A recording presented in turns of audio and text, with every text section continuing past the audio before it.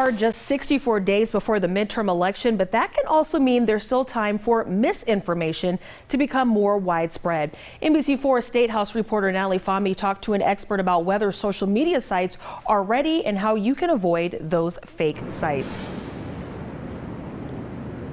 Sierra, there's no question that misinformation flows on social media, but OSU communications professor Kelly Garrett tells me it's all about knowing the signs of misinformation because he doesn't see it stopping ever.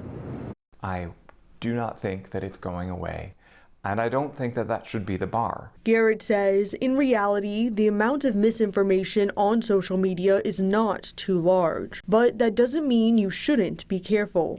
He says two signs of misinformation are if it's too outrageous to be real or if it triggers a strong emotional reaction. People who manufacture false claims that they're trying to get people to share and fall for, they often use things like really extreme claims, really angry or angering kinds of claims. He says if something you see sparks a reaction, there are ways to verify whether the information you're reading is true. But Garrett says do not stop at one source. You might want to do some double checking.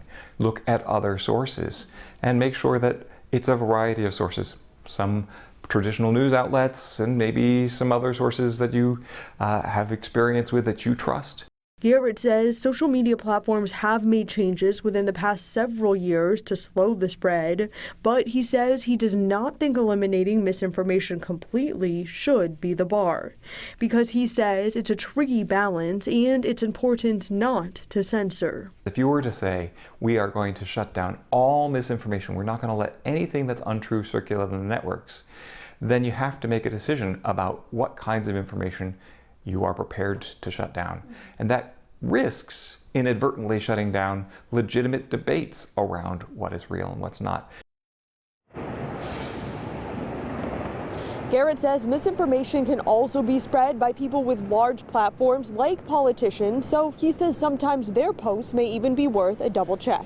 Local for you at the State House, I'm Natalie Fahmy, NBC4.